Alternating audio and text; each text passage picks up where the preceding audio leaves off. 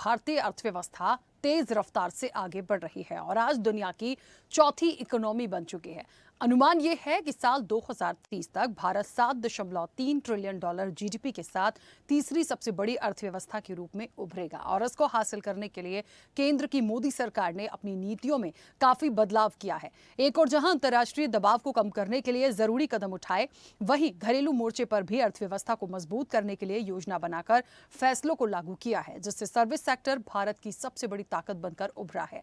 अभी हाल ही में मोदी सरकार ने जीएसटी की दरों में बदलाव कर जहां आम लोगों को राहत दी है, तो बिजनेस सेक्टर को भी बूस्ट देने का काम किया है। साथ ही दीपावली से पहले डीए में बढ़ोतरी कर मोदी सरकार ने केंद्रीय कर्मचारियों को सौगात दी है। माना जा रहा है कि जनता की जेब में पैसे होंगे तो बाजार में खरीदारी बढ़ेगी और मांग को पूरा करने के लिए उत्पादन भी बढ़ेगा। साथ ही किसानों की आय को बढ़ाने के लिए केंद्र सरकार ने 2026-27 विपणन वर्ष के लिए 6 रबी की फसलों का एमएसपी भी तय किया है, जिससे कृषि क्षेत्र में तेजी आने की उम्मीद है। इधर आरबीआई ने रेपो रेट में कोई बदलाव नहीं किया, जिसके पीछे आरबीआई ने महंगाई कम होने को कारण बताया है। लेकिन वहीं आरबीआई की रिपोर्ट कहती है कि भारत पर 24.4 बिलियन डॉलर यानी कि करीब 2 लाख करोड़ रुपए से ज्यादा का विश्व बैंक का कर्ज है, जिससे अर्थव्यवस्था के तेजी से बढ़ने को लेकर संशय भी पैदा हो रहा है। सवाल यही है कि क्या मोदी सरकार विदेशी कर्ज के बोझ तले दबी भारतीय अर्थव्यवस्था को नई ऊंचाइयों तक ले जा पाएगी? क्या मोदी सरकार की नीतियां भारतीय बाजार को दुनिया के बाजार के सामने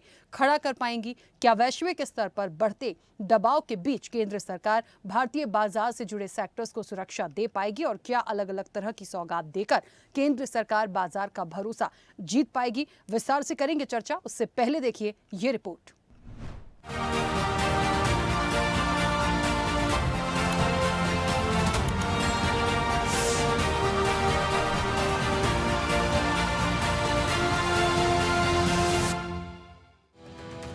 दुनिया की सबसे बड़ी अर्थव्यवस्था की बात करें तो अमेरिका पहले और चीन दूसरे स्थान पर है। जानकारों का मानना है कि 2028 तक भारत जर्मनी को पीछे छोड़ दुनिया की तीसरी सबसे बड़ी इकोनॉमी बन जाएगा। मजबूत खर्च, मांग, उत्पादन और सेवाओं का बढ़ता जाल इस टारगेट को आगे बढ़ा रहा है। मोदी सरकार भी इकोनॉमी को बूस्ट करने के लिए वक्त वक्त पर कई फैसले ले रही है, लेकिन इसके केंद्र में है कृषि और बाजार से जुड़े सर्विस सेक्टर, जहां मांग के अनुरूप उत्पादन पर जोर दिया जा रहा है। अगर बात करें भारतीय इकोनॉमी की, तो 2025-26 में भारत की जीडीपी वृद्धि दर 7.8% रहने का अनुमान है। सर्विस सेक्टर भारत की सबसे बड़ी ताकत बनकर तेजी से बढ़ रहा है। होटल, रियल एस्टेट, परिवहन, व्यापार जैसे सेक्टर्स में 9.3% की बढ़ोतरी दर्ज होने का अनुमान है। पिछले साल ये दर 6.8% थी। वहीं पिछली तिमाही में देश ने कृषि और उससे जुड़े सेक्टर्स में 3.7% की विकास दर दर्ज की, जो पिछले साल की तुलना में दुगनी से भी ज्यादा है। अनुमान है कि साल 2027 तक भारत की अर्थव्यवस्था करीब 5 ट्रिलियन डॉलर तक पहुंच जाएगी और 2028 तक जर्मनी को पछाड़कर भारतीय अर्थव्यवस्था दुनिया की तीसरी सबसे बड़ी इकोनॉमी बन जाएगी। साल 2030 तक भारत की जीडीपी 7.3 ट्रिलियन डॉलर तक पहुंचने की संभावना है। घरेलू मोर्चे पर इकोनॉमी को तेजी से बढ़ाने के बीच केंद्र की मोदी सरकार इंटरनेशनल लेवल पर भी कदम बढ़ा रही है। मोदी जी ने लगातार 11 वर्ष एक के बाद एक परिवर्तन किया।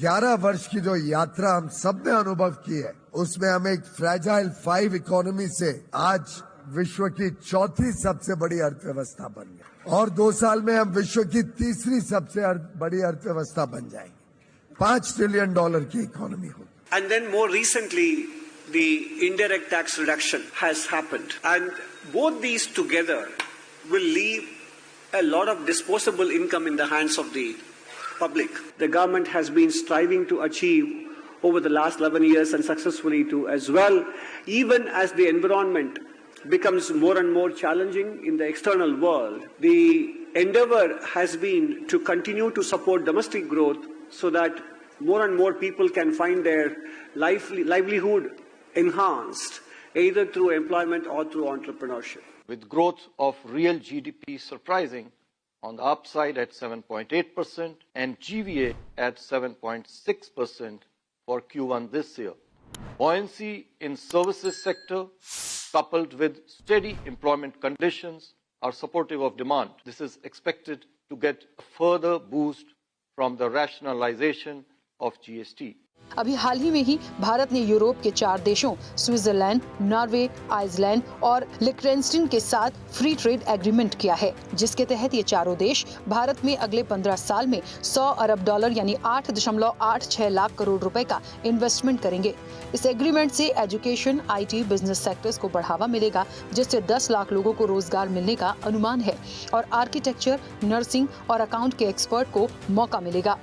इन्वेस्टमेंट जो उनकी डीप पॉकेट्स हैं उससे उनको एक हमारे यहाँ मार्केट मिलेगी और हमको जो इन्वेस्टमेंट एंड जॉब्स मिलेंगी जो कि हमारे लिए इम्पोर्टेंट है। तो ये ब्यूटीफुल सिनर्जी है दोनों तरफ से। उनकी जो स्ट्रेंथ है और हमारी स्ट्रेंथ को कंबाइन करके हम एक लार्ज मार्केट क्रिएट कर सकते हैं, एक लार्ज अपॉर्चुनिटी क्रिएट कर सकते हैं और मेक इन इंडिया को भी यहाँ पे फर्दर स्ट्रेंथ मिलेगा। तो इससे जो है इंडस्ट्री को काफी इम्पेटस मिलेगा।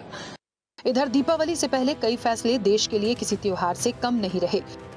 केंद्रीय कर्मचारियों के लिए महंगाई भत्ते में 3% की वृद्धि को मंजूरी, ऑटो कंपनियों की शानदार बिक्री, शेयर बाजार में जबरदस्त उछाल, रिकॉर्ड GST कलेक्शन और RBI के रेपो रेट में कोई बदलाव न होने की खबर से बाजार में तेजी देखने को मिली, जो देश की अर्थव्यवस्था की सेहत में सुधार का मजबूत संकेत भी देता है। वैश्विक स्तर पे काफी अनिश्चितता का माहौल है। वैश्विक विकास में लगातार कमी हो रही। भारत के संदर्भ में विकास दर 6.5% के आसपास रहने का अनुमान है और मुद्रा स्थिति में लगातार कमी हो रही। हाल जो मार्केट में वोलेटिलिटी देख रहे हैं हम, वो उसकी वजह है जो अमेरिका सरकार ने जो हर आए दिन वो नया कुछ ना कुछ अनाउंसमेंट कर देते हैं टैरिफ को चलते हुए, उसकी वजह से थोड़ा सा सेंटीमेंट जो है वो नेगेटिव है। जियोपॉलिटिक्स भी थोड़ी सी प्ले कर रहे हैं। लेकिन इन सब के बीच भारतीय इकोनॉमी के लिए चिंताजनक बात यह है कि भारत वर्ल्ड बैंक का सबसे बड़ा कर्जदार देश बन गया है। RBI की जून 2025 की रिपोर्ट कहती है कि हर भारतीय पर औसतन 4.8 लाख रुपए का कर्ज है। 2 साल में हर व्यक्ति के कर्ज में 90,000 रुपए की बढ़ोतरी हुई है।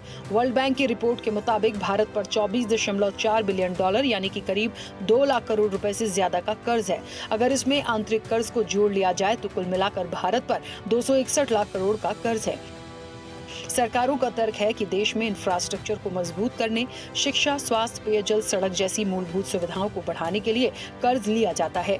वहीं आर्थिक मंदी से निपटना, मौजूदा कर्ज को कम ब्याज दरों पर बदलना, मौद्रिक नीति के तहत इकोनॉमी को काबू में रखना, खर्च और इनकम के अंतर यानी बजटीय घाटे को बैलेंस रखना भी कर्ज लेने का मुख्य कारण होता है। लेकिन कई सालों से करोड़ों की परियोजनाओं की घोषणा तो की गई, लेकिन उनको धरातल पर उतारने के लिए अभी काफी इंतजार करना पड़ेगा। हकीकत में शिक्षा और स्वास्थ्य जैसी सुविधाएं दूर दराज के इलाकों तक नहीं पहुंच पाई हैं। उद्योग धंधे लगाने की बात तो हो रही है, लेकिन रोजगार कम होते जा रहे हैं। विशेषज्ञ भी मानते हैं कि कर्ज का इस्तेमाल उत्पादक परियोजनाओं में होना चाहिए, जिससे देश की GDP बढ़ेगी और रोजगार के नए मौके मिलेंगे। लेकिन अगर कर्ज का इस्तेमाल केवल घाटा पाटने में किया गया तो देश की इकोनॉमी को तेजी से नुकसान होगा। ऐसे में सवाल खड़ा हो रहा है कि क्या भारत विकसित देशों को पछाड़कर और मजबूत अर्थव्यवस्था की ओर बढ़ पाएगा? चैनल हेड RP श्रीवास्तव के साथ महेश नौटियाल की रिपोर्ट।